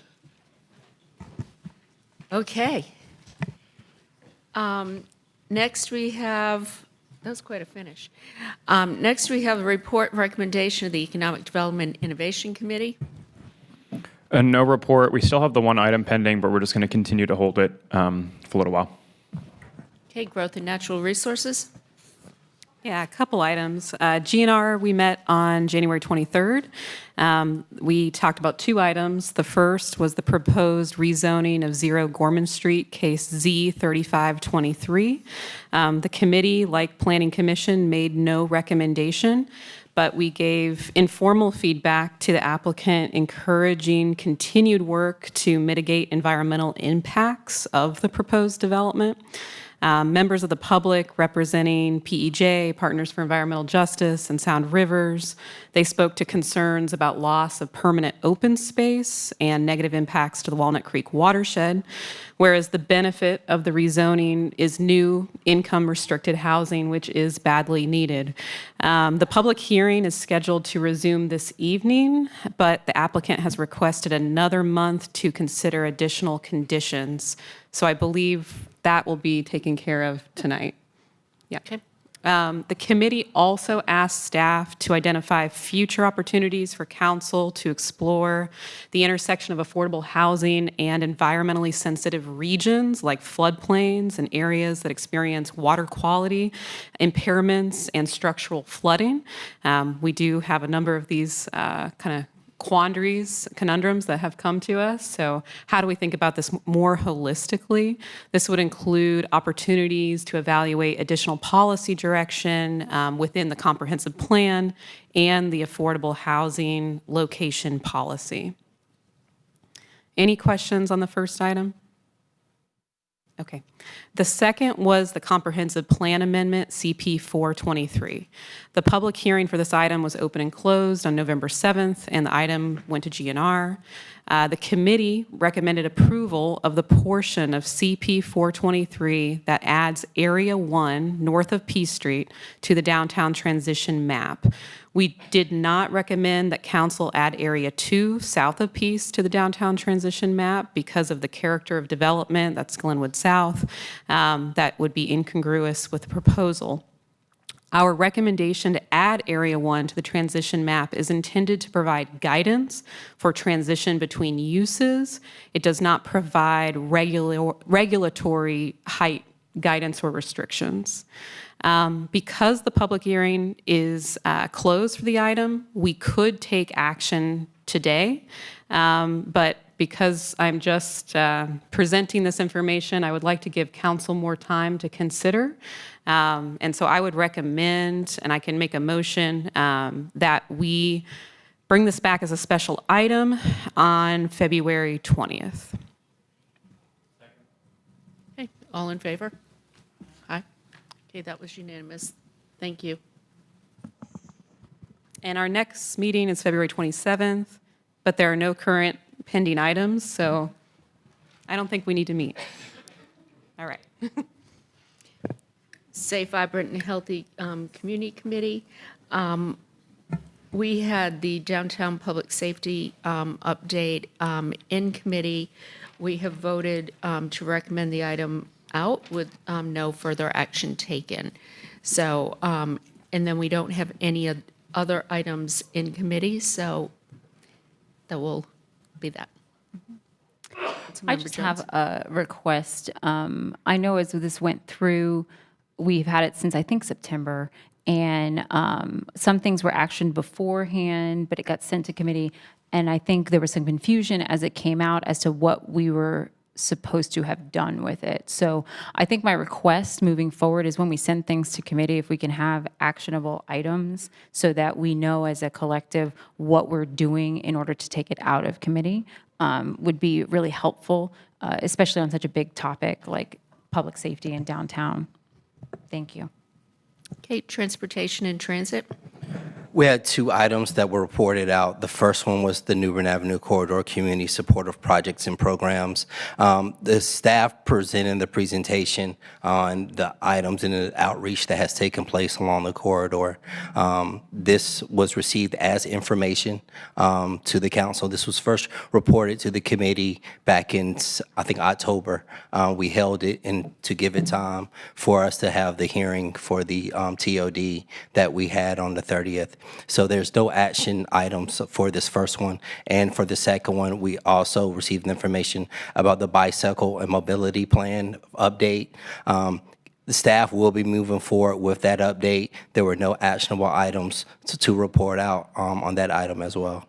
And we have one pending item, which was mentioned earlier during the Planning Commission report, Z2823 Hardin Road. We will have that meeting on February 22nd here in the chamber at 3 p.m. Okay, thank you. Next, we have the report from Mayor and City Council. We'll start with Councilmember Melton. Thanks. I have one item today. I'd like to ask for $5,000 from council contingency to support the nonprofit organization No Woman, No Girl. They're trying to get a pink pantry set up in downtown Raleigh, which would help unhoused women and teens have access to period products and other feminine products. I've met with the founder and had some good discussion. I think those align with some of the priorities we discussed at our retreat. It'd be a one-time ask, and I would just ask that it be set over for consideration on the next council agenda. And I can also connect staff with the organization to get some more data to verify. Thank you. And that's all I have. Councilmember Patton. All right, I've got a couple. First, wanted to re-announce my town hall that's on February 22nd at Marsh Creek Community Center. This will be a constituent service fair style. I think Councilmember Black has done it that way too. So thanks for the inspiration. So we'll have 4 staff departments there at different tables, and you can go around and ask about the relevant topics. Less presentation oriented, more one-on-one. So we'll have planning, parks, budget staff, and transportation staff there. So I hope to see you all out. Also wanted to, in a previous manager's update, planning staff gave us information about co-living opportunities for adjustment. And I think it's worth the conversation at the table. So I'd like to ask that that information be brought to us as a special item for consideration. And then the last thing, I think as we've given a statement, I think and reflect on like all the commenters who've come out over the last several months, one thing that was clear is there was a confusion amongst, I think, everyone about how do citizens go about asking us to make position statements on things, and what happens once they have, and what do we do, right? What's the process?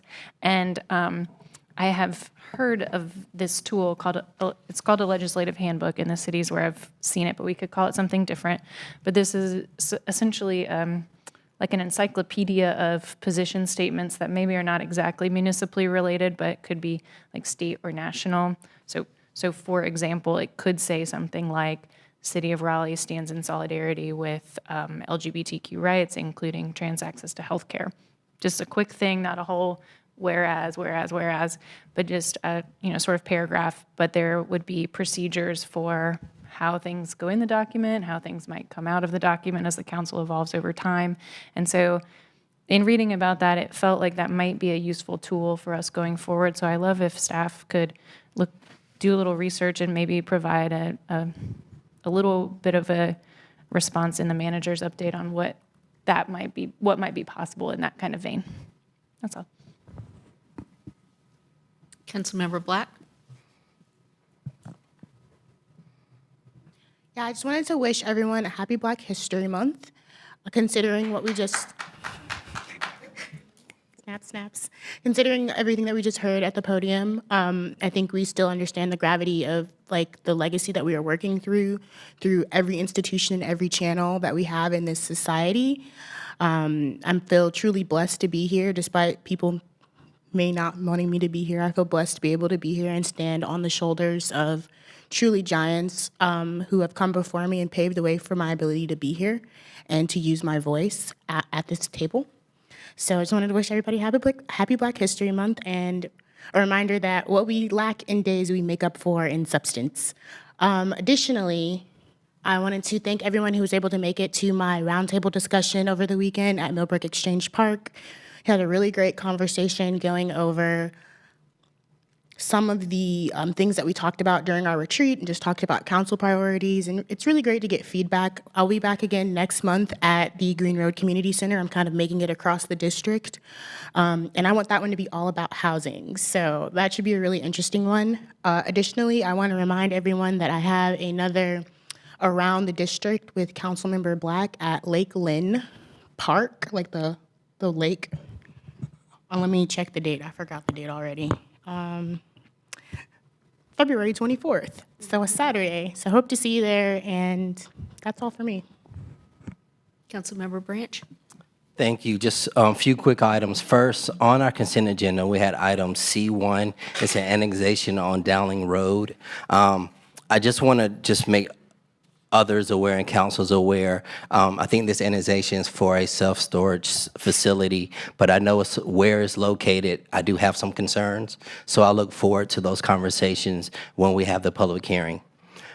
Next is the next District C meeting will be February the 17th at 10 a.m. at 1214 East Lenore Street. Again, this is the third Saturday of the month. Continue reaching out, hearing concerns. If there are some other topics that people maybe can't make, please send that information so that we can make sure we try to work and cover and also respond to your needs and concerns. February, how many of you heard of the Universal Circus? Okay, I see a few hands that are up. Well, on February the 14th, the Universal Circus will be at the Coastal Credit Union Amphitheater, some know it as Walnut Creek Amphitheater, on the 14th, and it's the 14th here for 3 weeks. Carrie, it's in, what is the last date? I forgot the last date of it.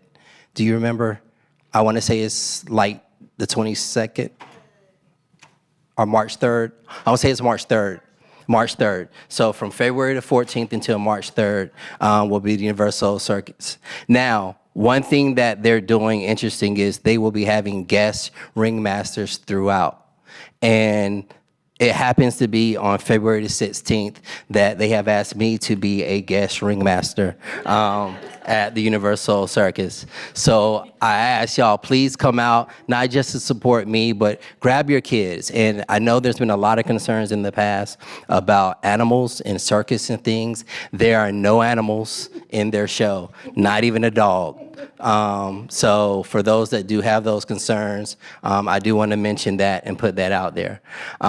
Also, I do know later, as we go down the line, I know all the cameras and everyone's here. 4 years ago, there was a change in how we did community engagement and how we moved and did things forward. I hope today we have a chance and opportunity to do a reboot. One thing I said on that day is that, you know, with the absence of a replacement, there's a void.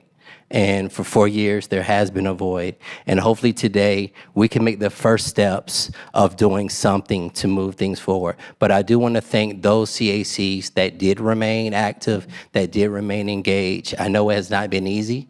And I know we lost some CACs as well. And I hope that we can work better and as partners in bringing things and moving things together. Thank you. Councilmember Jones. Thank you. I just have two things. Thank you for teeing that up. It's better late than never, I guess. All right. 4 years ago, at the first meeting in February of 2020, the previous council voted to dismantle the Citizens Advisory Councils with the swipe of a pen.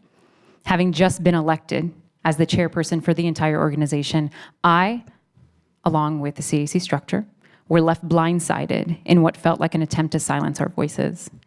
Without a plan, the city prevented residents from using an organization that had been in existence since 1974 under Mayor Clarence Leitner. Our main goal was to be a conduit of information between residents and their city government. And without a true understanding of why it was so important to eliminate instead of empower us, we have struggled to survive the last 4 years. Hear me when I say this, I am so proud to have led the organization through our darkest times, ensuring that we didn't fade out because a few government officials wanted to silence us. While our organization is still rebuilding, I want to applaud those volunteers who dedicate their time and attention to teaching others how to have an impact on city government. It was my honor and privilege to learn from your experiences and to turn that into having a seat on the exact council which attempted to erase us. I am here because of you. It is an important first step to open the door to conversation at the January council retreat. We discussed CACs in depth and came to some concrete ideas that can help rebuild what we lost. We're at a point that begs us to connect our community and give them a seat at the table. Having spent the last 4 years in limbo with CAC discussion, always feeling like a thought being pushed off for later conversation, I want to show residents that their voices are being heard and acted on. This was a deep cut that has never been given the needed attention to begin to heal. When the community spends years advocating to be brought back into the fold, we have an obligation to respond clearly and definitively. I hope this motion will close a painful chapter in our history and open the door to building something that's gonna outlive us all. With all of that said, I move that the Raleigh City Council officially recognize and restore support for the Raleigh Citizens Advisory Council and CACs, returning them to their unique and historic role of providing opportunities for Raleigh residents to be heard and participate in two-way communication between themselves, city government, and their elected representatives. Furthermore, that the city do so with the following supporting elements. Number one, provide CACs with free monthly meeting space in a convenient city facility within the geographic boundary of each CAC. And thankfully, our community engagement department presented more possibilities of community centers at our retreat, which makes this request that much easier. Number two, allow access to city-owned technology, such as meetings programs like Zoom or Teams. If it is found that using Teams is not possible, I would direct staff to cover the cost of a yearly subscription of a Zoom account, even if that means pulling it from City Council contingency funds. And number three, provide a succession plan. Educate Raleigh residents and community about the Raleigh Neighborhood College and Citizens Leadership Academy in an effort to encourage participation and cultivate future leaders, civic leaders. So with that, I know that I had a few other people would like to say some things before we complete that motion, but that is what I would like to put forward. Councilmember Harrison. Yeah, I just want to say that I think we had a really constructive conversation at the council retreat, and I appreciate that staff is already thinking about where we're headed with this. But also, to the motion, this is an opportunity to formalize the partnership with CACs. I helped to restart the West Raleigh CAC after staff support was not there. It took a lot of work, and we have a lot of CACs that have not been able to restart, and my hope is to see that landscape grow across the city and that we have equity in the organizations that are able to get together, make their voices known, and be partners with us here at the city. Councilmember Melton. Thanks. I just want to add a few things. I mean, obviously there's cameras here. I see the signs. I've had conversations with folks individually. And then I started getting text messages and calls. What is this motion going to be? I had seen some language of maybe where we were headed, but I did not know what was going to be said at the table. But what I heard was the things that we had consensus for at the retreat, which was providing access to community centers, which we're also going to provide to groups in our engagement network. But I do think that the CAC groups provide different type of communications. And so that monthly access to technology, and then a partnership. And that's where I see us moving forward. I was here during the last CAC vote, and I voted in favor of that. And my hope at the time was that we would build a robust system. And I had to be talked into that vote a little bit. And I did feel like we had to start over to get to where we needed to go. And I think where we've gone over this past 4 years is we've created the Office of Community Engagement. We've created a separate process for rezoning cases, but we need to provide a menu of options for folks to engage. Meaning, if you want to engage in a neighborhood meeting in person, there needs to be an option for you. If you want to engage online, there needs to be an option for you. If you've never engaged with the city because you feel like the city doesn't care about you or you don't have the time or resources, we will come find you and engage with you. And I think that the CAC groups provide an option for engagement that I support. I mean, I've been to these CAC organizations over the past year. I've seen the two-way communication, and I think now that the dust has settled, where we've found ourselves after 4 years is we've built out and are continuously building out a robust engagement network, and this is one piece of the pie. You know, I've had folks contacting me saying, are we going to go back to the old way? There's no going back to the old way, but I think what we've learned is that there are pieces of the old way that are valuable in our new system. And I think that these neighborhood face-to-face communications, they do not work for everyone, but for a lot of people they do. And I want to be as supportive as we can to everyone who wants to engage in the way they want to engage. So I will support this because the ask is the things that we had consensus for at the retreat too. And I do appreciate everyone sticking with us during this, I'll call it a process. Thank you. I would just like to say, going forward, I think it would be considerate to share a motion with the full council before just surprising people and making it at the table. Did you do that when you And dismantled so them? Would you like me to have you removed, Ms. Bailey? Would you like to be removed for disruption? Okay, then please behave. I was just going to ask if going forward, if that could be the case, because I had no idea what was going to be proposed. It sucks, I just doesn't heard it? that. It sucks to be blindsided. And so what I would say is this is exactly what we discussed at the retreat.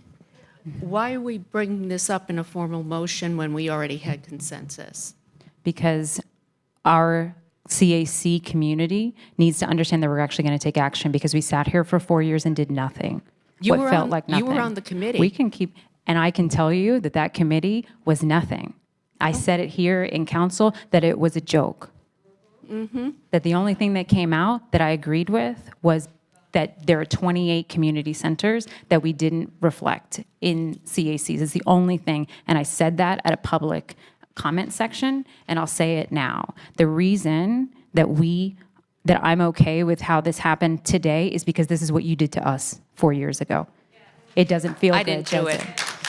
So you can blame me, but I didn't. And I did. that little smile on your face, I know you're feeling really good right now. Can we Can we get let's I get a do. motion in a second. We've got a motion on the table. Do we have a second? So what I was going to, Question, just for clarification. now So this are we is my still second bringing- question is about staff, because we gave you direction. Right, that's my question. And so I know there's some confusion here.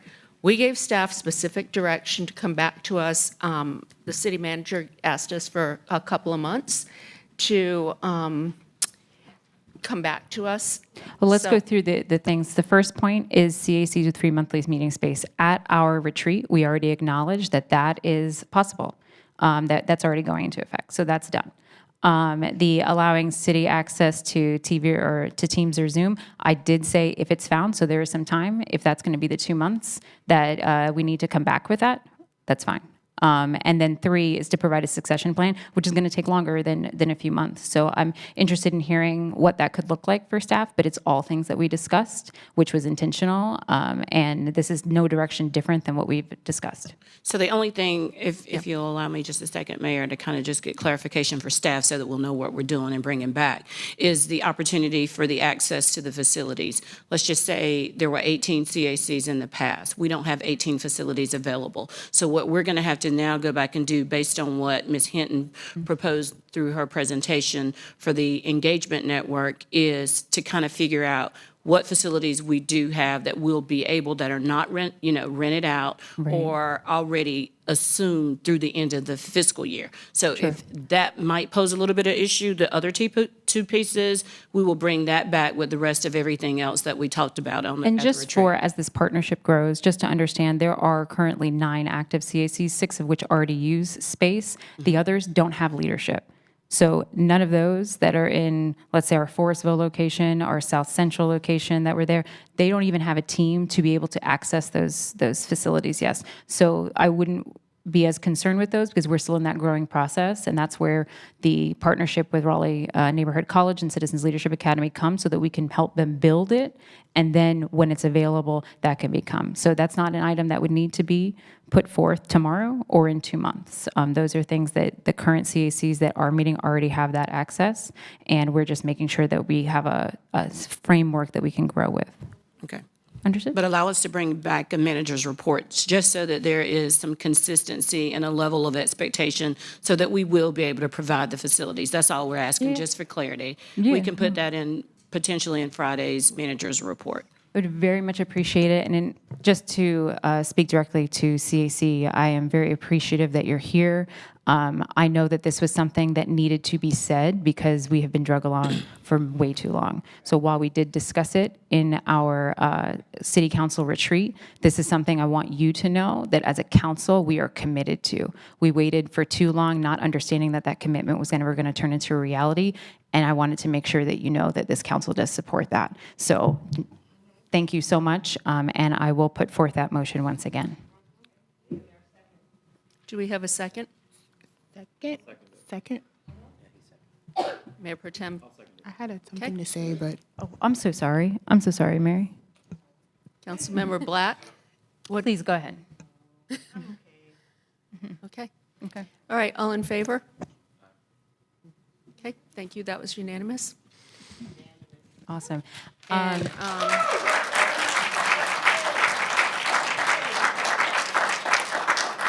And then And my do you have second, another I item? do.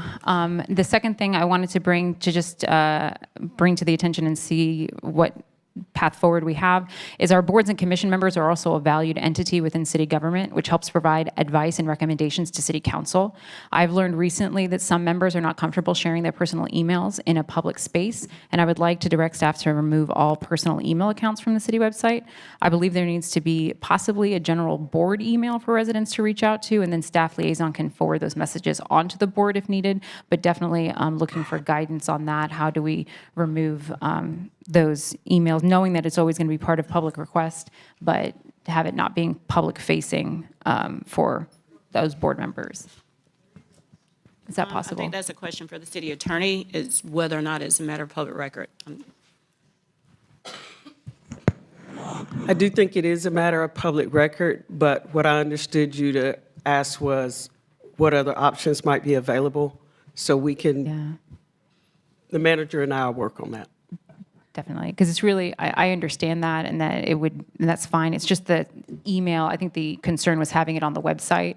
Some of our board members aren't comfortable sharing their personal information to the public just outwardly like that. So whatever you can come back with, I would much appreciate.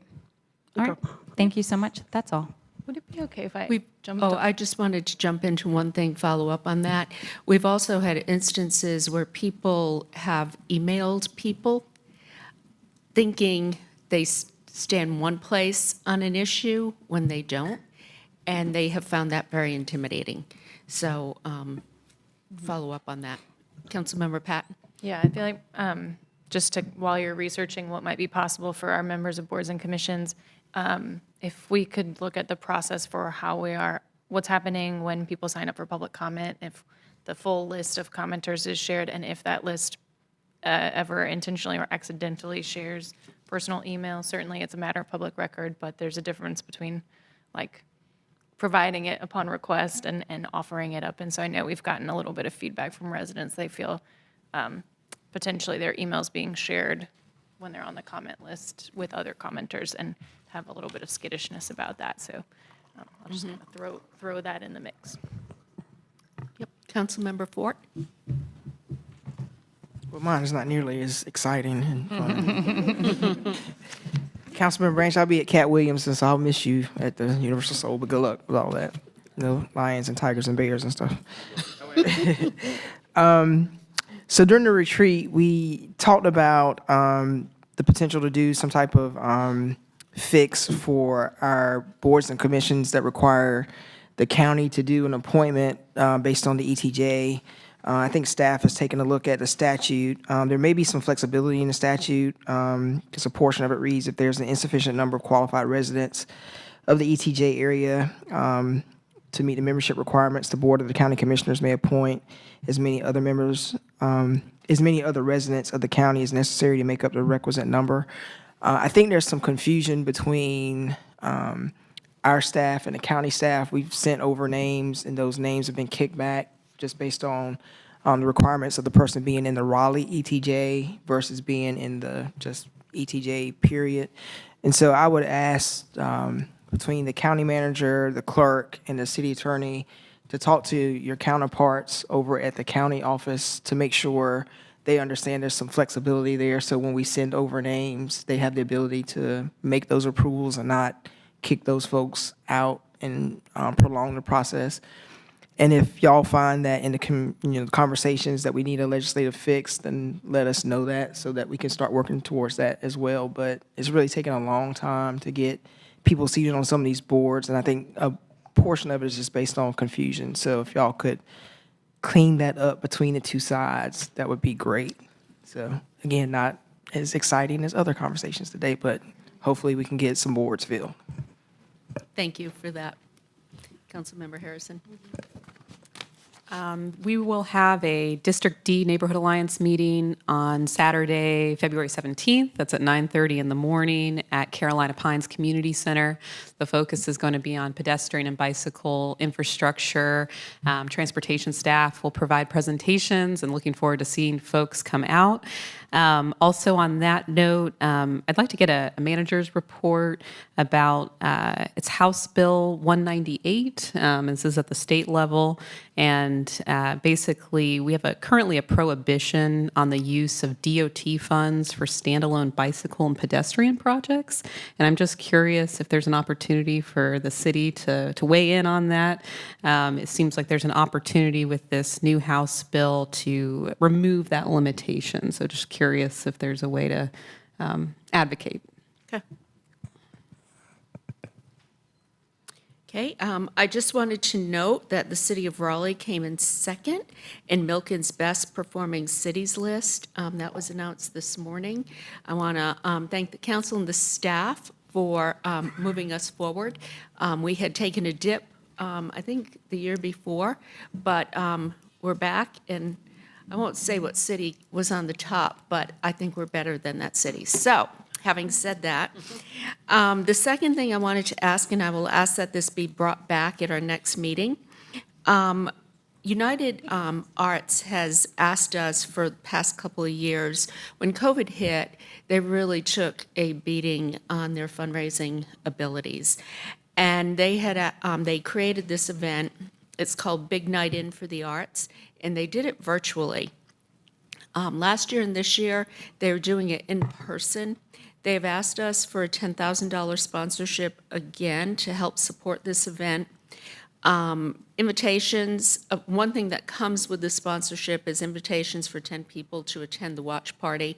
It'll be March 7th at PSI Theater in Durham this year. So I will ask at our next meeting if we will support this once again through the use of council contingency funds. And that is it.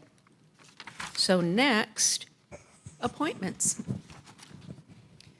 Good afternoon. First, Civil Service Commission employee election results. As you will recall, one of the employee elected members on the Civil Service Commission expired last year. An election was held in January for a new member, and Craig E. Haynes was elected. So this agenda item serves as that formal notification to council of those election results, and it would be appropriate to confirm Mr. Haynes' appointment for a 4-year term with an effective start date of today. Move for approval. Second. All in favor? Aye. Okay, that was unanimous. Next, we have Appearance Commission, 2 alternate vacancies. Kat Schmidt received 8 votes and Dave Tom 6, so both would be appointed. Fair Housing Hearing Board, 1 regular vacancy. Wanda Hunter received 3 votes and Christopher West 5, so Mr. West would be appointed. Police Advisory Board, 1 regular vacancy at large slot. Councilmember Jones nominated Erica Smith, and Councilmember Melton nominated Richard Averett, so both of these individuals will appear in your next ballot.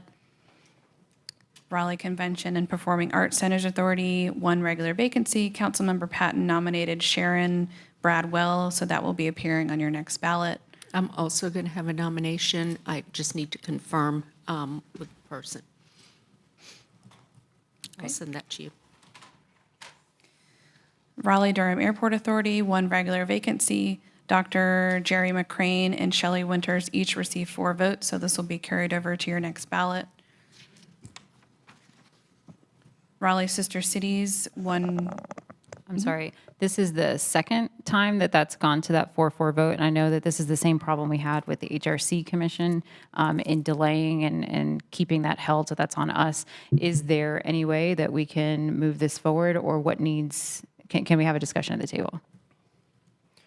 Well, I actually have talked to someone, a gentleman that is in the finance industry, banker, Dion Bennett, that I was going to nominate it if there wasn't enough votes for this time around. So. And I was reached out to his mother, who's also in the banking industry, to see if she might be interested. So that's funny. Okay, I'll let them fight it out. Yeah, we'll let them fight it. I think Dion actually submitted an application as well today, so I am nominating him. Okay. So that will be carried back on your next ballot with that additional nomination. Raleigh Sister Cities, 1 regular vacancy. Councilmember Jones nominated Melissa P. Latson, so that will appear on your next ballot. Stormwater Management Advisory Commission, 2 regular vacancies. Ian McMillan received 7 votes and Melody Whitford 4, so Mr. McMillan is appointed. Councilmember Black nominated Ryan White, so her nominee, in addition to Melody Whitford, will be appearing on your next ballot for that remaining vacancy. Could we ask Melanie to please fill out, I don't remember seeing or being able to find her resume. Let me see if she's on. Did I submit? Yeah. That was somebody that. Could we just make sure we have an application in from her with a resume? Granicus. I was on Granicus because She is attached to the agenda packet. Yeah. And she's in Granicus as well. I was just double checking. both of them are there. She's So she is multiple on there. And as a reminder to council, this is more of a behind the scenes technical thing, but in Granicus, everybody who's on the agenda for consideration has a status called on agenda. So if you want to kind of just narrow down and look at only people that are under consideration on a ballot, that is an option on Granicus. Substance Use Advisory Commission, 1 regular vacancy. Councilmember Jones nominated Holt Leary, and Councilmember Patton nominated Christina Newton. Did I already say that? I'm sorry, I got lost at the point we were at. But both of those names will be on the next ballot for consideration. Nominations, Arts Commission, 1 regular vacancy, A resignation has been received from Justin Parr. Therefore, you have 1 vacancy for consideration. Can I nominate Eliza Kaiser? She's in Granicus. Sure. Next, we have Vice. Sure. Excuse me. I apologize. I just want to also nominate Clodagh Bastian. Bastion. Yeah. I want to co-nominate Clodagh. Thank you. Thank you. Both of those names will come back under next ballot. Bicycle and Pedestrian Advisory Commission, 1 regular vacancy, disability slot. Term of Michael Thor is expiring soon, and he does not wish to be considered for reappointment. As a reminder, in 2021, the council voted to formally dedicate 1 slot on BPAC to an individual with a disability, so he fills that slot. I would like to nominate William Smith. Could you follow up with the mayor's commission on persons with disabilities and see if there's somebody on the commission who might like to serve, or if they know somebody who would be effective in that slot? Sure.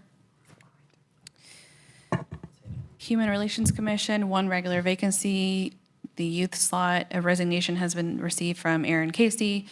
Per city code, one of the individuals on the HRC should be less than 21 years of age. Ms. Casey filled that role, so when making nominations, it would be appropriate to consider that. So that will be coming back. I'd like to nominate Sarah Salamanca, please. And she's submitting her application. Okay. Human Relations Commission, 2 regular vacancies. The terms of Tori Dixon and Judy Tardif are expiring. Both would like to be considered for reappointment. So moved. Do we have a second? Second. All in favor? Aye. Anyone opposed? Parks, Recreation, and Greenway Advisory Board, 2 regular vacancies. The terms of Christopher Pereira and Kara Strang are expiring, and both would like to be considered for reappointment. Move to reappoint. Second. All in favor? Aye. Anyone opposed? Okay, thank you. Raleigh Historic Development Commission, 1 regular vacancy. A resignation has been received from Curtis Casefang. The RHDC's Nominations Committee recommends the appointment of Tracy Kuntz as a replacement. A memo with further information was attached to the agenda packet, and she was also in Granicus. So moved. Do we have a second?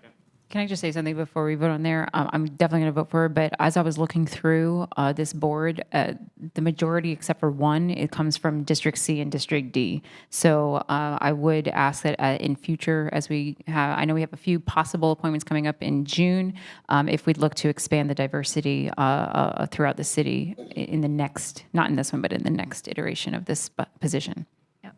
Regional and racial diversity. Yeah. So we have a second. All in favor? Aye. Anyone opposed? Okay, that was unanimous. Thank you. Lastly, Substance Use Advisory Commission, 1 regular vacancy. A resignation has been received from Sean Valley. I'm sorry if I'm mispronouncing the name. Therefore, you have 1 vacancy for consideration. And that concludes. All right, thank you. Report from the city attorney. No report. Okay, we're back to you, clerk. Mayor and Council, Lou Bonapane with City Clerk's Office. You have received various sets of minutes in your agenda materials. Move for Motion to approve. All in favor? Aye. Okay, that was unanimous. Thank you. All right, next we have a closed session motion. Motion is in order to enter closed session pursuant to GS 143-318-11A3 to consult with the city attorney in order to preserve the attorney-client privilege. Do I have- Second. All in favor? Aye. Anyone opposed? Anyone opposed? Okay, thank you. All right, we will adjourn for closed session.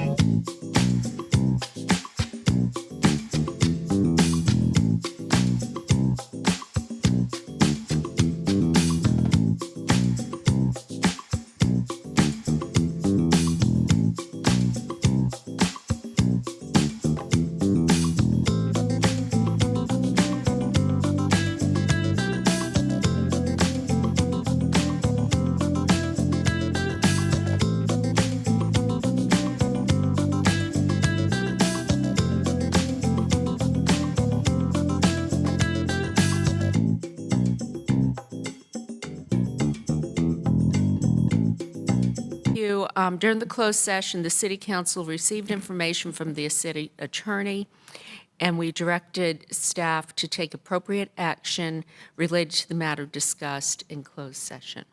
We are now adjourned, and we'll be back at 7 o'clock.